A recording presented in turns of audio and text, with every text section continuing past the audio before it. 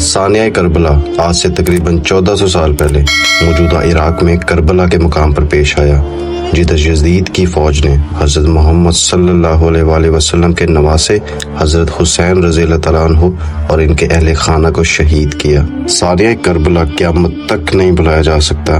یہ حق اور باطل کی جنگ تھی۔ امام حسین رضی اللہ تعالیٰ عنہ کا مقصد اس منصوبے کو ناکام بنانا تھا جو یزید نے تیار کیا تھا، جس کا مقصد امت مسلمہ پر کسی بھی طریقے سے، چاہے وہ اسلامی اصولوں کے خلاف ہی کیوں نہ ہو، بنو امیہ کی حکومت قائم کرنا تھی۔ امام حسین کی اصل فکر یہ تھی کہ وہ اسلام کے اصولوں کی حفاظت کریں اور اپنے لوگوں کی رہنمائی کریں۔ امام حسین نے اہل بیت کے سربراہ کی حیثیت سے کبھی بھی حضرت معاویہ جو یزید کے باپ تھے اور ان کے پیروکاروں کو کبھی تسلیم نہیں کیا۔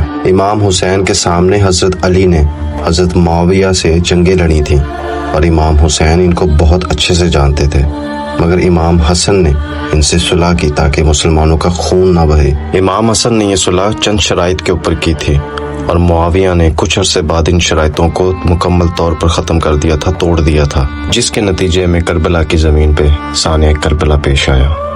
اگر ہمیں کربلا کے بارے میں جاننا ہے، کربلا کی شروعات کے بارے میں جاننا ہے، تو ہمارے لیے یہ جاننا بہت ضروری ہے کہ حضرت علی کو شہید کس نے کیا تھا، امام حسن کو زہر کس نے دیا تھا اور کیوں دیا تھا، امام حسین کو کربلا تک کون لے کے آیا تھا اور کیوں لے کے آیا تھا۔ یہ ساری باتیں جاننا بہت ضروری ہے اور یہ سب کچھ ہم جانیں گے اپنی اسی ویڈیو میں۔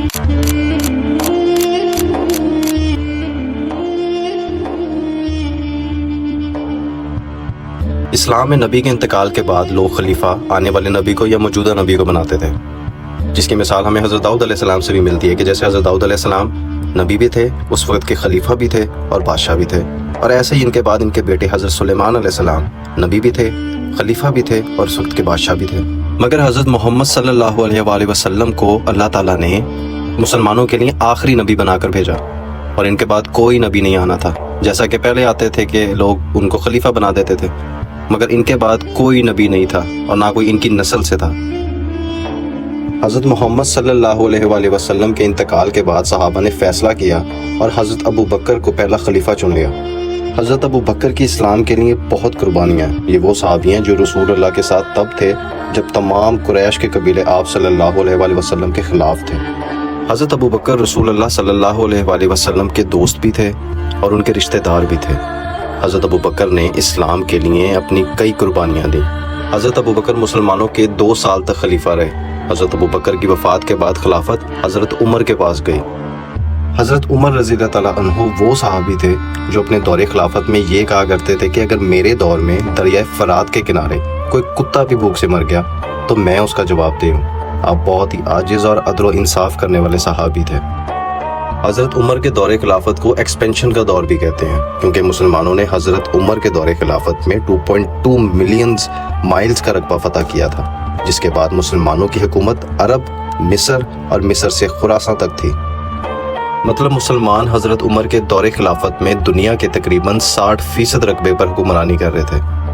حضرت عمر مدینہ میں رہائش پذیر تھے اور جب شام کا گورنر کا انتقال ہوا تو لوگوں نے اور صحابہ نے مل کر فیصلہ کیا اور امیر معاویہ کو وہاں کا گورنر منتخب کر لیا۔ شام کے علاقے کے لوگوں کو پتا تھا، صحابہ کو پتا تھا کہ اگر کوئی پیغام شام سے مدینہ بھیجا جائے گا تو اس میں 40 دن لگ جائیں گے اور وہاں سے جواب آنے میں بھی اور 40 دن لگ جائیں گے اور 80 دن تک علاقہ شام کو کسی گورنر کے بغیر نہیں چھوڑا جا سکتا تھا۔ اور پھر شام کے لوگوں نے، صحابہ نے یہ فیصلہ کیا کہ گورنر کے انتقال کے بعد ان کے بھائی امیر معاویہ، حضرت معاویہ کو وہاں کا گورنر منتخب کر دیا جائے۔ جب حضرت عمر کو شام کے نئے گورنر کا علم ہوا کہ وہ امیر معاویہ ہیں تو انہوں نے اس کے اوپر کوئی اختلاف نہ کیا، کیونکہ یہ سب کی بامی رضامندی کے ساتھ تھا۔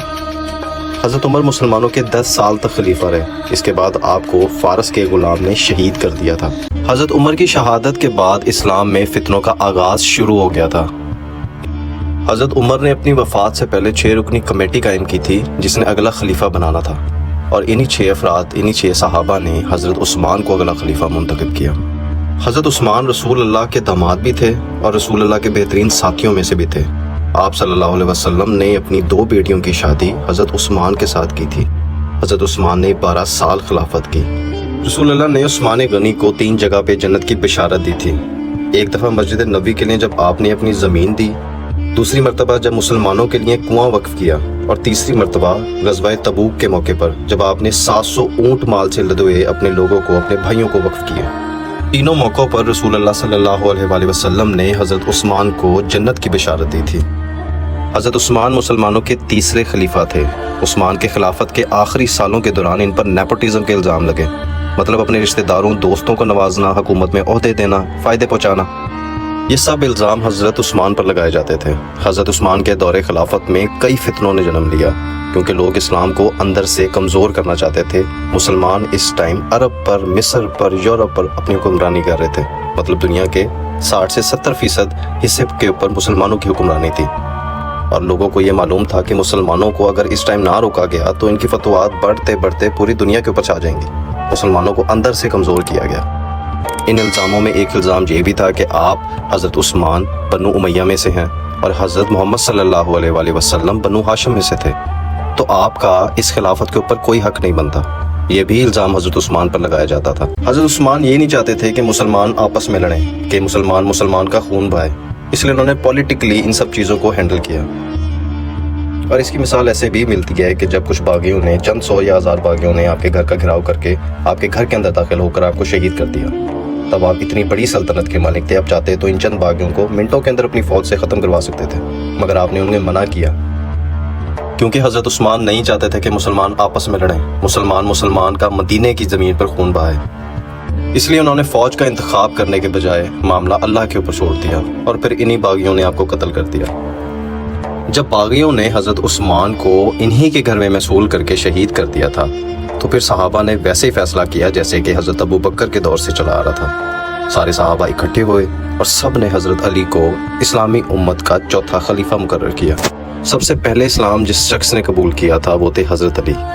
हज़रत अली ने 8 साल की उम्र में हुज़ूर पाक सल्लल्लाहु अलैहि वसल्लम की सोहबत में इस्लाम कबूल किया था। सबसे पहला शख्स जिसने हज़रत मोहम्मद सल्लल्लाहु अलैहि वसल्लम के साथ नमाज पढ़ी वो भी मौला अली ही थे।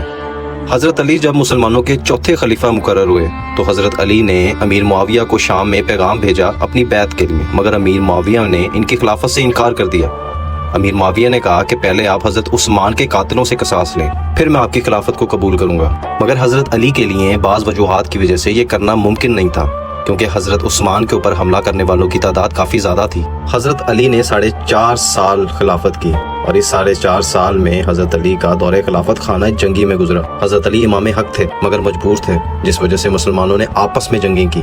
जंग सफ़ीन वो जंग है जिसमें अमीर मुआविया ने हज़रत अली से जंग की। इस जंग में 74,000 मुसलमान कत्ल हुए थे, और मुसलमानों ने अपने ही भाइयों को अपनी ही तलवारों से कत्ल किया था। अमीर मुआविया ने हज़रत अली से कई साल तक जंगें लड़ी, और आखिरकार अपनी खिलाफत के आखिरी वक्त में हज़रत अली ने इनसे सुलह की, और उसी सुलह के नतीजे में खारजी पैदा हुए जो कि ये नहीं चाहते थे कि सुलह हो, और उन्हीं खारजियों ने हज़रत अली को शहीद किया। जबकि वो सुलह भी एक वक्ती सुलह थी, क्योंकि हज़रत अली नहीं चाहते थे कि मुसलमान और शहीद हों। 74,000 मुसलमान पहले ही इस जंग के अंदर शहीद हो चुके थे। और फिर इन्हीं बागियों ने रमज़ानुल मुबारक के अंदर आप हज़रत अली को शहीद किया। आपकी शहादत के बाद आपके बड़े बेटे हज़रत हसन को मुसलमानों ने अपना खलीफा चुन लिया। इस वक्त भी मुसलमान 2 हिस्सों में तकसीम थे, जहाँ एक तरफ अमीर मुआविया थे और दूसरी तरफ इमाम हसन थे। हज़रत हसन ने जब अमीर मुआविया के लिए अपनी फ़ौज तैयार की तो मुआविया ने अमर बिन आस से पूछा कि मुझे मशवरा दो कि मुझे क्या करना चाहिए। अमर बिन आस ने मुआविया को कहा कि ये फ़ौज अपने सरों पर कफन बांध कर निकली है, हमें जल्द अज जल्द सुलह करनी चाहिए। मुआविया ने फिर इमाम हसन को पैगाम भेजा और सुलह की पेशकश की, और कहा कि आप खिलाफत का दावा छोड़ दें और हमें हज़रत उस्मान के कातिलों से क़सास लेने दें, उसके बाद आप जैसा कहेंगे वैसा ही होगा। इमाम हसन जानते थे कि हज़रत अली के वक्त में कितने मुसलमान शहीद हुए थे, और इमाम हसन नहीं चाहते थे कि और मुसलमानों का खून बहे, इसलिए वो इस सुलह के ऊपर माने, मगर कुछ शराइत के ऊपर। इमाम हसन ने अमीर मुआविया से जो शराइत रखी थी उनमें से चंद ये थी कि आले मोहम्मद के लिए माल गनीमत का 5वां हिस्सा मुकर्रर होगा, और बन्नू उमैया के मेंबरों से हज़रत अली को गालम गलोच वाला सिलसिला ख़त्म होगा, और हुकूमत को कुरान और सुन्नत की रोशनी में चलाया जाएगा, और आपके बाद कोई खलीफा नामजद नहीं होगा, बल्कि ऐसे ही होगा जैसे पहले चलता आता था कि मुसलमान साहबा मिलते थे और फिर एक मुतफ़क्का फैसला करके किसी एक को खलीफा नामजद करते थे। और फिर इसके कुछ ही अरसे बाद इमाम हसन को जहर देकर शहीद कर दिया गया। जब इमाम हुसैन को इस चीज़ का इल्म हुआ कि आपको जहर दिया गया है तो इमाम हुसैन आपसे मिलने गए। इमाम हसन ने आपको फरमाया कि हुसैन, मुझे इससे पहले भी 3 दफ़ा जहर दिया गया, مگر یہ زہر اتنا تیز ہے کہ اس نے میری آنتوں کو اور میرے جگر کو زخمی کر دیا۔ امام حسین علیہ السلام نے امام حسن علیہ السلام سے پوچھا کہ مجھے بتائیں کہ آپ کو زہر کس نے دیا؟ امام حسن نے فرمایا کہ مجھے جس پر شک ہے اگر یہ وہی ہے تو پھر اس کا حساب اللہ ضرور لے گا اس سے، اور اگر یہ وہ نہیں ہے تو میں نہیں چاہتا کہ کسی ناحق کا قتل میرے سر کے اوپر آئے۔ امام حسن نے امام حسین کے سامنے کسی کا نام ظاہر نہیں کیا۔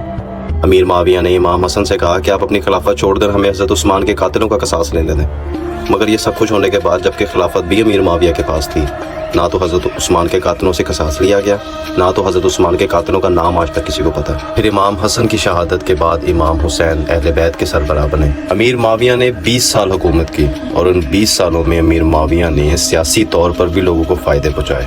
کئیوں سے تلوار کے زور پر یزید کے لیے بیعت لی گئی، اور کئیوں سے فائدے دے کر، سیاسی طور پر فائدے دے کر ان سے بیعت لی گئی، کیونکہ اس وقت پوری امت مسلمہ کے اوپر امیر معاویہ کی حکمرانی تھی۔ فوج ان کی تھی، حکومت ان کی تھی، فیصلے ان کے تھے۔ امیر معاویہ نے اپنی زندگی میں ہی اپنے بیٹے یزید کے لیے، خلافت کے لیے رستے آسان کرنے شروع کر دیے تھے پولیٹیکلی۔ اسلام کے اندر خلافت اسے کہا جاتا ہے جس کے اندر مل بیٹھ کر سب کی رائے کے ساتھ فیصلہ کیا جاتا ہے، پھر ایک خلیفہ نامزد کیا جاتا ہے۔ مگر یہاں پہ امیر معاویہ جو کہ اس وقت حاکم تھے، انہوں نے اپنے بیٹے کو اگلا نامزد کر دیا خلیفہ، جو کہ بادشاہت کی علامت تھی۔ نبی پاک صلی اللہ علیہ وآلہ وسلم کا قبیلہ تھا بنو ہاشم، جو کہ قریش سے تھے، اور ایسے ہی بنو امیہ قبیلہ تھا جو کہ قریش سے تھا۔ بنو امیہ اپنے وقت کا امیر قبیلہ تھا، یہ لوگ امیر لوگ تھے جن کے پاس مکہ کا ہولڈ ہوتا تھا۔ جب رسول اللہ نے بنو امیہ والوں کو اسلام کی دعوت دی تو انہوں نے حضور پاک صلی اللہ علیہ وآلہ وسلم سے جنگیں لڑی تھیں۔ یہ لوگ تب تک اسلام قبول نہ کر سکے تھے جب تک کہ فتح مکہ نہیں ہو گیا، جب تک کہ رسول اللہ نے مکہ کو فتح نہ کیا۔ ان سب نے فتح مکہ کے بعد اسلام قبول کیا تھا، جن میں ابو سفیان آتے ہیں، ابو سفیان کے بیٹے معاویہ آتے ہیں، معاویہ کے بیٹے یزید آتے ہیں، اور پھر جب امیر معاویہ کی وفات ہوئی تو اس کے بعد ان کے بیٹے یزید کو خلیفہ نامزد کر دیا گیا۔ بہرحال امام حسن کے ساتھ جو صلح کی گئی تھی اس کو امیر معاویہ نے مکمل طور پر توڑ دیا تھا، اور اس کے سب سے زیادہ کانفلکٹ تب پیدا ہوا جب یزید کو اگلا خلیفہ نامزد کیا گیا۔